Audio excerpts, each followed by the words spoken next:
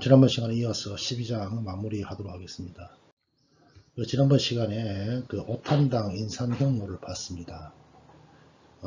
결국 이제 이 오탄당 인산 경로는 결론적으로 뭘 하기 위한 거였다고 이야기했죠. NADPH와 리버스 5인산, 오탄당을 생성하기 위한 과정입니다. 그래서 이 오탄당은 결국 이제 핵산의 재료로도 사용이 된다는 것을 언급한 바가 있습니다. 그 옆에 파란색으로 펜토스, 포스페이트 패스웨이 앤드 its link to glycolysis라는 말이 있는데 두 가지로 가져온 그림입니다. 그 그림에 의하면은 왼쪽에는 이제 글라이콜라이시스 과정을 보여주고 있고요. 오른쪽에 있는 까만색으로 되어 있는 부분들이 우리가 이때까지 배웠던 오탄당 경로가 표시되어 있죠. 그래서 이것들이 이제 글라이콜라이시스 과정에서 어떻게 연계되어 있는지를 여러분들이 이 그림을 보고 이해하는데 도움이 됐으면 좋겠습니다. 그리고 369페이지에 왼쪽 아래 1번 6탄당과 3탄당 인산의 경로라고 되어 있는데 결국은 이제 우리가 지금까지 배운 5탄당 인산 경로는 그 밑에 간단한 화학 반응식이 나와 있습니다.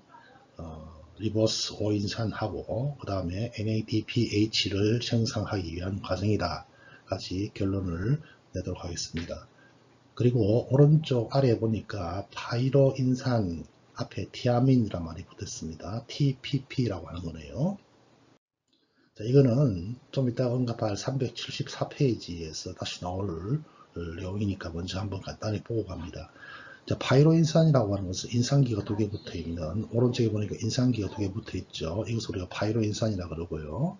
이 파이로인산이 두 개 붙어 있는 이 티아민입니다. 그러니까 다시 말해서 티아민 유도체의 바이타민 B 복합체 성분이다 이렇게 생각하면 됩니다. 이 티아민이라고 하는 것이 바이타민 B의 성분이기 때문에 그렇죠. 그래서 결국 이제 활성형 티아민이다 이렇게 생각하면 될 것이고요. 각기병과 연관되어 있는 필수 영양소로서 보고된 바가 있고, 그 다음에 이 TPP는 모든 생체 시스템에서, 자, 그 그림을 보니까 코엔자임이라고 되어 있어요. 보소인자 또는 조효소로서 다양한 생화학 반응에 관여합니다. 결국은 바이타민 B1이 이런 다양한 생화학 반응에 중요한 역할을 한다는 것을 의미하는 그림이 되겠고요. 374페이지에서 언급될 때 이거였구나 라고 생각을 다시 해주기 바랍니다. 그리고 교과서에 나오는 단계별로 복잡하게 나와 있는 내용을 생략하고 371페이지로 넘어갑니다. 371페이지 2번으로 넘어갈게요. 오른쪽 아래.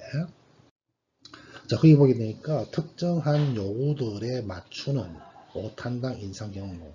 그러면 글라이콜라이시스 과정에서는 왜 이 5탄당 경로 이런 것들이 나오느냐 하는 이런 이야기가 되겠죠.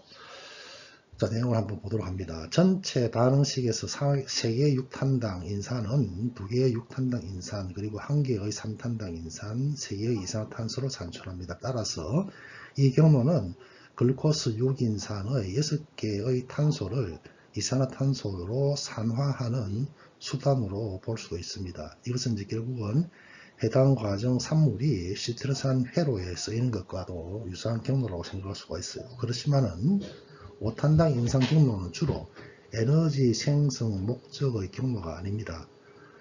당 인산의 실제 운명은 경로가 일어나는 세포의 대사 요구에 딸려가 있죠. 주요 요구가 뉴클레오타이드와 핵산 합성이라면은 주요 산물은 리버스 5인산이 되겠죠. 뉴클레오타이드에 필요한 5탄당. 그 다음에 비산화 단계에서 대부분의 재배열은 일어나지 않는다. 이런 표현이 있네요. 다음 페이지 그림에 보시면은 12-36 그림이 되겠습니다. 이 그림을 보면서 내용을 한번 다시 보도록 하겠습니다. 맨 아래 보면 그런 말이 있어요. 주 요구가 NADH 생성이라면은 결국 이제 NADH를 만든다는 것은 에너지가 이제 고에너지 상황으로 가는 거니까 이거는 이제 지방이나 스테로이드 합성과도 연관이 되겠고요. 그 다음에 이런 경우에는 비산화 단계는 글루코스 6 인산으로 쉽게 변화될 수 있는 화합물을 생성한다. 자, 가운데에 해당되는 내용이에요. 결국 이렇게 5탄당의 경로라고 하는 것은 거기 보니까 A, B, C 세 가지로 이제 보여주고 있는데 맨 마지막에 있는 C의 경우에는 이제 에너지 생성을 하기 위한 과정이죠. 이거는 뭐 주로 이제 우리가 지난번 시간에 배웠던 그 해당 과정과 다음 장에 연결될 그 시트르산 회로에 대한 것입니다. 결국에 출발은 글루코스 6포스페이트로 하는데 5탄당 경로 같은 경우에는 A, 뉴클리오타이드가 합성이 요구될 때 이 과정이 이제 활성화되는 것이죠. 그 다음에 NADH만의 합성을 요구할 때도 방금 언급했던 것처럼 가운데에 있는 그 그림처럼 글루코스 6인산으로 재변환되면서 NADH가 생성되는 과정을 거칩니다. 그리고 이제 맨 오른쪽은 조금 언급했듯이 주로 이제 에너지 생산 의존적이다 이렇게 생각하면 될 것이에요. 372페이지 그 왼쪽에 응용 부분을 한번 짚고 넘어가도록 합니다. 암세포는 특히 5탄당 인산 경로에 의존한다 이렇게 되어 있어요. 이것은 높은 속도의 핵산 합성을 위한, 자, 암세포 같은 경우에는 분열 정식이 굉장히 빠르죠. 분열 정식이 빠르다, 즉 세포 분열을 한다라고 하는 것은 뭘 의미하죠? 세포 분열이 되기 전에는 뭐가 배로 돼야 됩니까? 그렇죠. DNA, 즉 핵상 성분이 배가 돼야지만이 그 배로 된 염색체 이런 것들이 2분의 1로 다시 나눠지는 과정이죠. 즉 세포 분열의 과정은 복제된 DNA의 재배열, 재분배가 일어나는 과정이에요. 그러면 결국은 세포 분열이 되기 위해서는 DNA 복제가 일어나야 되겠고, 거기 위해서는 5탄당이 많이 필요하겠죠. 그래서 암세포 같은 경우에는 굉장히 빨리 정식하는 이런 경우이기 때문에 다른 세포에 비해서 핵산의 성분이 굉장히 요구되는 그런 상황이겠죠. 그래서 이런 경우에는 5탄당 인산 경로가 다른 세포에 비해서 활발하게 활성화되어 있다. 그것은 결국은 방금 이야기했듯이 높은 속도 핵산 합성을 요구하기 때문에 그렇다. 그래서 리버스 5인산을 생성하기 위해서 사용이 된다. 그 다음에 이것은 결국은 이제 또 NADPAG에도 의존적이 되겠죠. 자, 이것은 이런 경우는 지방산 합성 및 스트레스 상태에서 세포 생존을 하기 위한 필요 조건이 되겠죠. 373페이지로 넘어갑니다. 세 번째, 5탄당 인산 경로 효소와 관련된 사람의 유전자 질병. 자, 그러면 왜 이 5탄당 인산화 경로를 이렇게 복잡하면서 어려운 분야를 우리가 알아야 되느냐 하는 이제 그 내용이 여기 나와 있습니다. 5탄당 인산 경로는 특히 척추동물의 적혈구 내에서 환원력 생성을 할 때 활성화됩니다. 이 활동의 중요성은 꽤 많이 퍼진 사람의 유전자 질병 연구부에서 더욱더 이제 명백해집니다. 자, 그 중에서 특히 글루코스 6 인산 탈수소 효소가 중요합니다. 자, 글루코스 6 인산 탈수소 효소는 우리가 5탄당 경로에서 우리가 앞에 페이지에서 봤던 그림을 생각해 주세요. 12-32 그림을 보게 되면 우리가 까만 글로 1번, 2번, 3번, 4번이 있었고 1번이 산화 단계였죠. 글루코스 6인산에서 리버스 5인산으로 될 때 그 과정에서 NADPH가 하나 만들어졌었어요. 그 과정에 필요한 효소가 글루코스 6인산 탈수소 효소입니다. 그 효소가 결핍되었을 때 이런 질병이 생긴다는 이야기가 되겠습니다. 밑에 보니까 2차 세계대전 중에서 말라리아 예방약인 프리마퀸이라고 하는 게 있네요. 프리마퀸. 이것이 질병 예방차 군인들에게 이 약을 이제 처방을 하게 되었다는 이야기가 나와 있네요. 그런데 문제가 생겼다는 거예요. 그 내용, 교과서 내용을 한번 보게 되면요. 어떤 문제가 생겼나요? 상당수의 군인들이 심각한 용혈성 빈혈을 겪게 되더라는 거예요. 용혈성 빈혈. 여기 보니까 헤몰라이틱 아네미아라고 되어 있죠. 헤몰라이틱 아네미아. 용혈이라고 하는 거. 지금 보고 있는 그림에 보니까 헤몰라이시스라고 되어 있습니다. 헤몰라이시스. 즉, 적혈구가 적혈구 막의 삼투압이 제대로 유지가 안 되는 거예요. 적혈구라고 하는 것은 이 그림에서처럼 도너스 모양으로 이렇게 형성이 되어 있어야 되죠.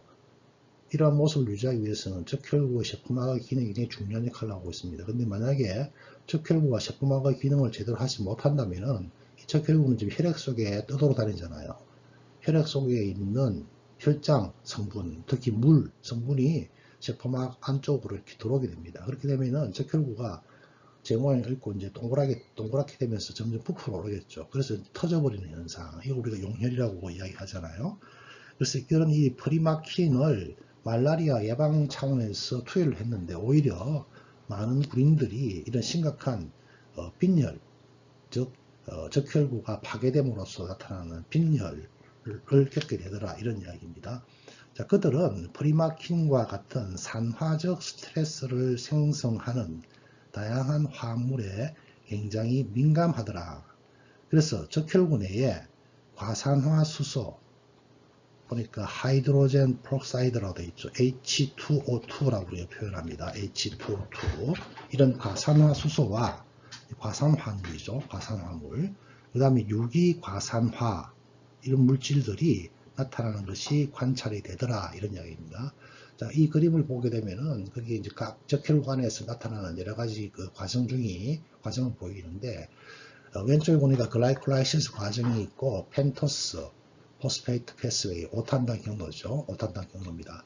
근데 이 5탄당 경로로 이제 가야 되는데 그 위에 분홍색으로 뭐가 되어 있죠? 글루코스 6 포스페이트를 분해하는 디하이드로게네이즈 효소가 결핍이 되었을 때 이 과정이 생기지 않더라 이런 이야기예요. 자, 그런데 단순하게 이러한 5탄당 경로는 글라이콜라이시스 과정만 연관되어 있는 것이 아니네요.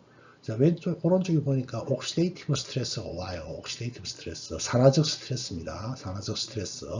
이 산화적 스트레스는 뭐 바이러스 인펙션이나 말라리아와 같은 이런 인펙션에 의해서 올 수 있고 또 우리 약물이라든지 이런 다양한 것들이 원인이 될 수가 있어요. 이걸 막기 위해서 이 약물을 쳤는데 이 약물에 의해서 이 효소의 결핍이 현상이 생기는 이런 경우가 동반되기 때문에 에너지 순환도 제대로 되지 않고 적혈구가 제 기능을 하지 못하는 거예요. 이런 현상으로서 적혈구가 용혈 현상이 생긴다라고 하는 것이죠. 그래서 다시 교과서 왔어요.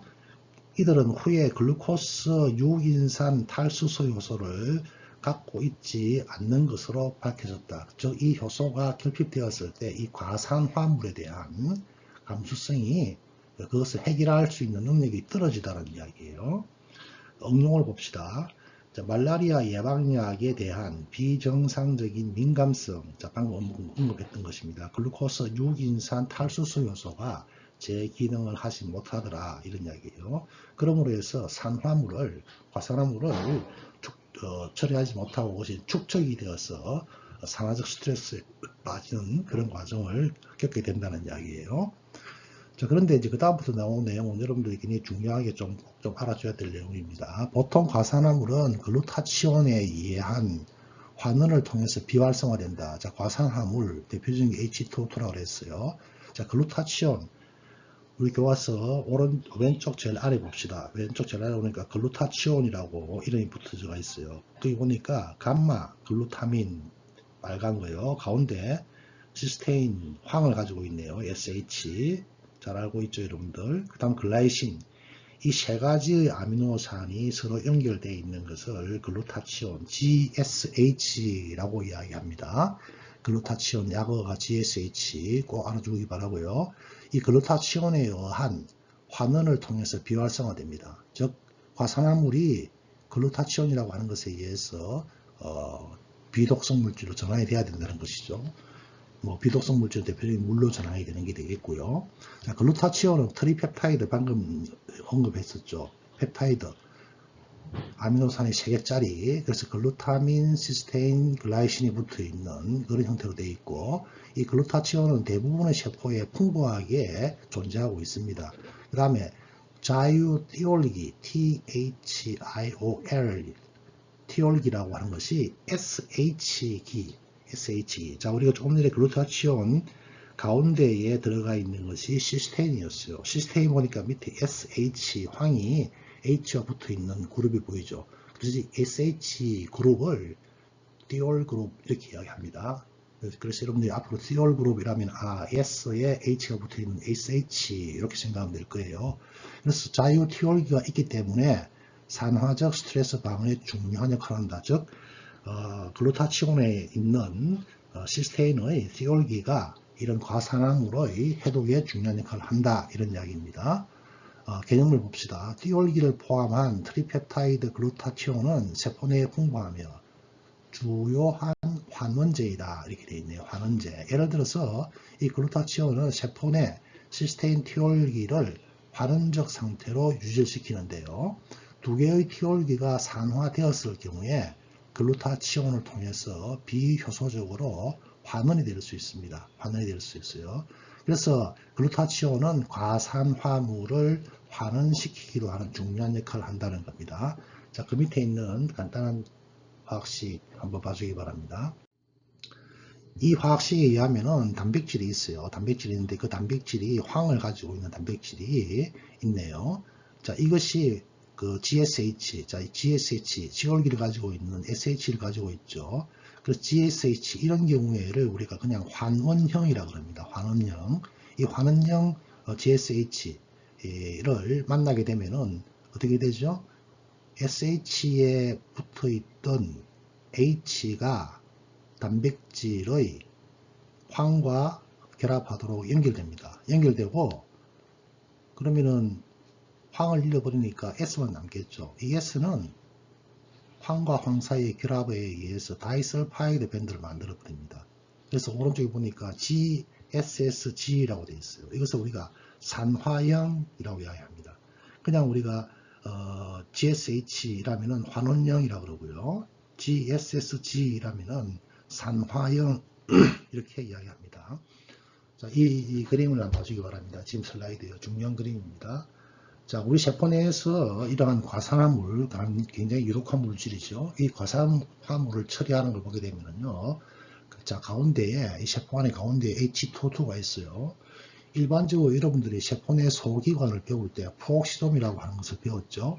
이 프옥시돔이라고 하는 것은 H2O2를 물과 산소로 분해합니다. 즉, 우리 몸에 있는 그 유독한 물질을 물과 산소로 분해시켜주는데 관여하는 효소가 카탈라제라고 하는 효소입니다. 굉장히 우리 몸에 유익한 효소예요. 이 카탈라제가 없게 되면은 우리 산화적 스트레스에 빠져버리게 돼요. 이 카탈라제라는 것이 이제 프옥시돔에 있게 되기 때문에 이 현상이 프옥시돔이라고 하는 세포 내 소기관에서 일어납니다. 그렇지만은 이 프옥시돔에서 처리되지 못하는 H2O2는 그 밑에 보니까 방금 우리가 언급했던 것처럼 환원형 GSH가 산화형 GSH로 바뀌는 과정. 자, 거기 보니까 GSH 앞에는 두 개 2라고 하는 숫자가 붙어가 있고 그 밑에는 GSSG 앞에는 숫자가 없어요. 왜 그렇죠? 방금 우리 교과서에 봤듯이 GSSG는 뭐예요?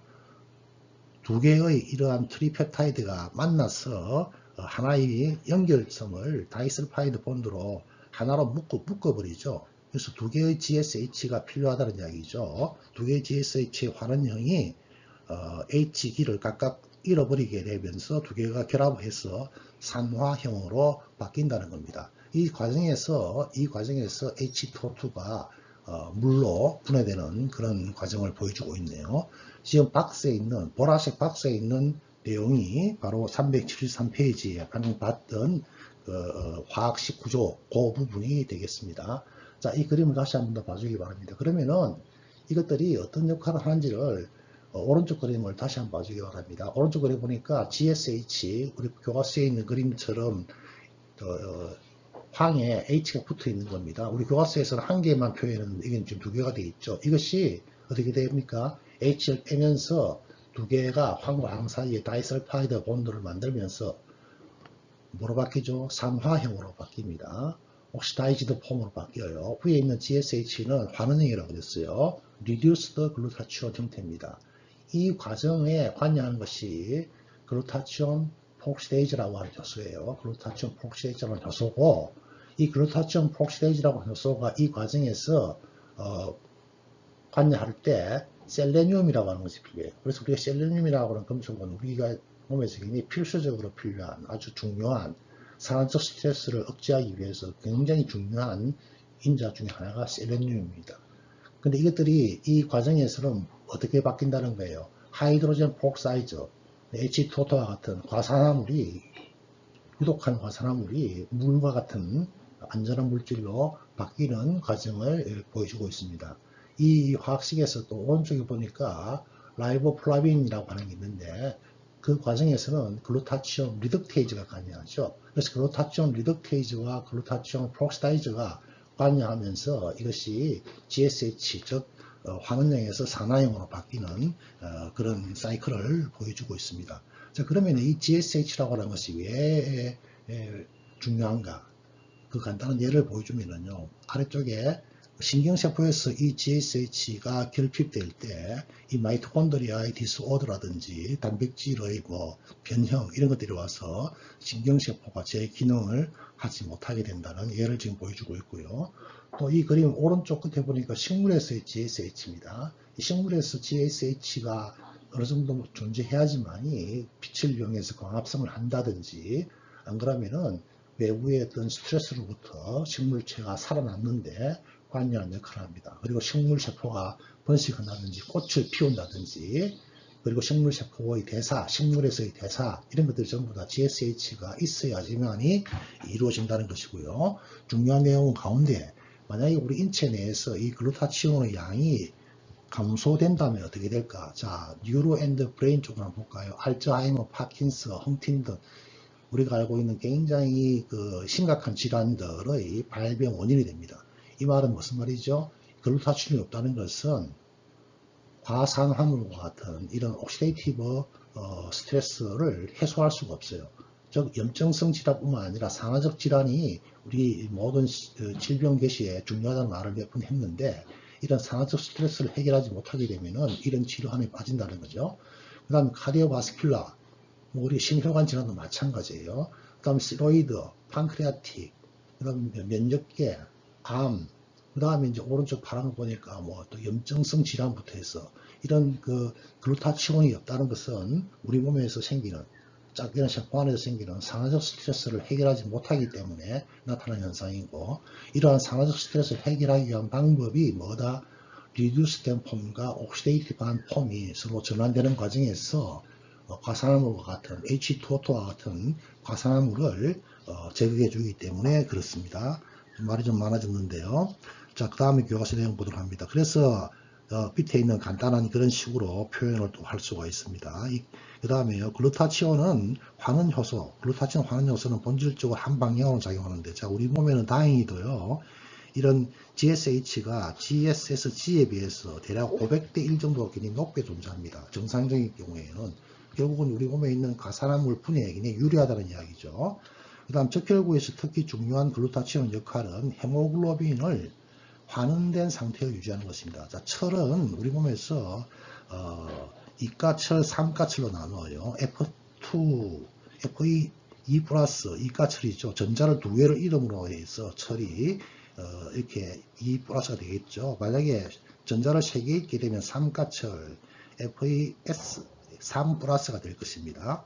자, 메트헤모글로빈에는 이 삼가철이 와 있는 이런 경우에요. 이런 경우에는 산소가 결합을 할 수가 없어요.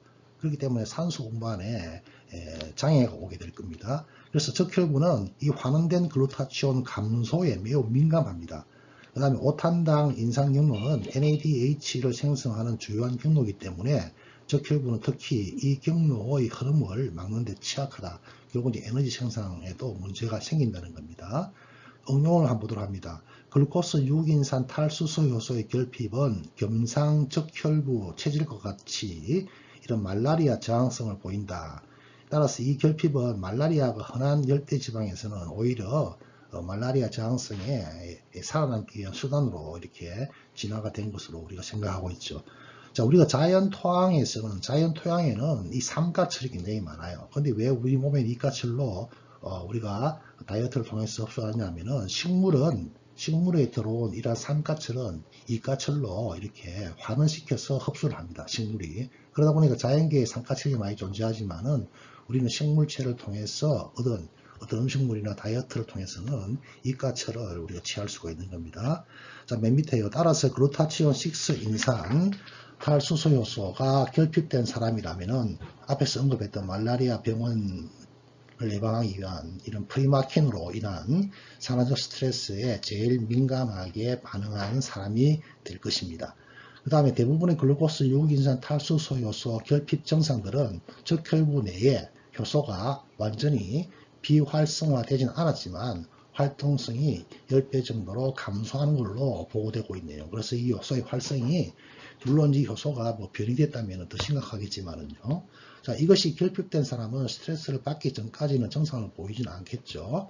이것은 프리마킨이나 다른 관련된 화학 약품이 충분한 과산화물을 생성해서 GSH가 감소하게 만들기 전까지는 증상이 보이지 않는다는 걸 의미해요.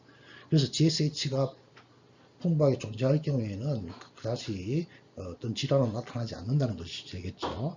그 다음에 생성된 GSSG에서 GSH로 환원될 수가 없으며 이것은 NADH의 수치가 글루타치온 환원 요소를 작용시키기에 충분하기 때문에 그렇다.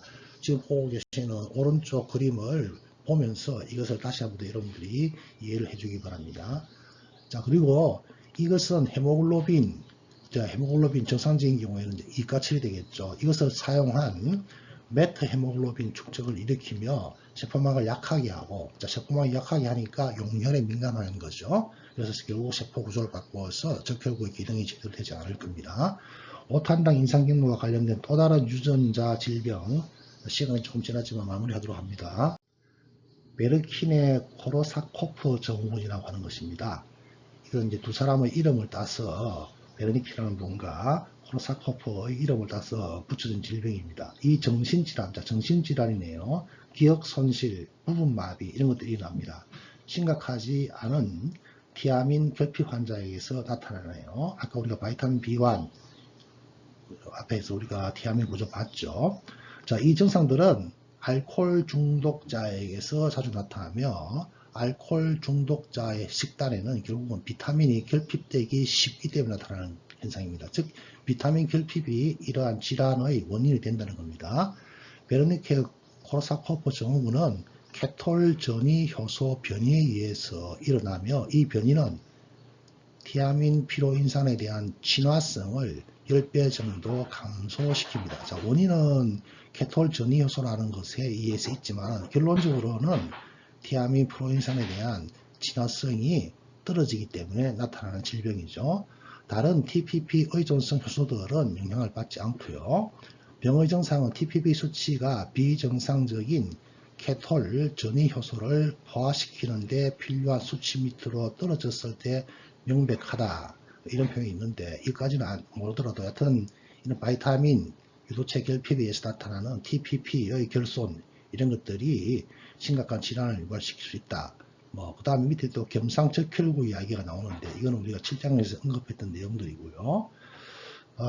지금 여러분 보고 계시는 이 그림이 바로 이제 비타민 B1 티아민이라고 그랬어요. 이것에 의해서 나타나는 이런 그 베르니케 코르사코프 증후군의 원인을 지금 보여주고 있는데 잠시만 한번 봐주기 바랍니다.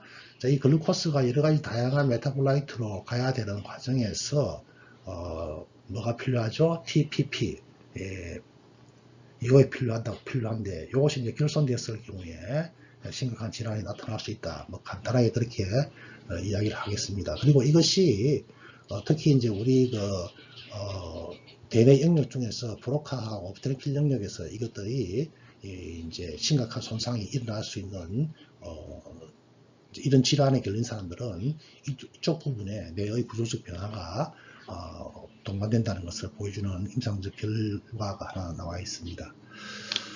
25분짜리를 가지고 1시간 강의를 하려고 하니까 진도는 진도대로 많이 못 나가고 또 충분한 설명도 하지 못하고 원래 13장까지는 수업을 마치려고 했는데 이걸로 해서 12장으로 해서 수업을 마무리해야 되겠습니다. 이 비대면 수업을 하면서 여러분들도 공부하는데 어려움이 굉장히 많았을 것으로 생각합니다. 어려운 부분은 교과서와 또 강의 내용들을 참고해서 다시 한 번 더 숙지해서 여러분들의 지식으로 만들어 주기 바랍니다. 그동안 어렵고 불편한 강의 듣는다고 수고 많았습니다. 이상으로 강의를 마치도록 하겠습니다. 수고했습니다.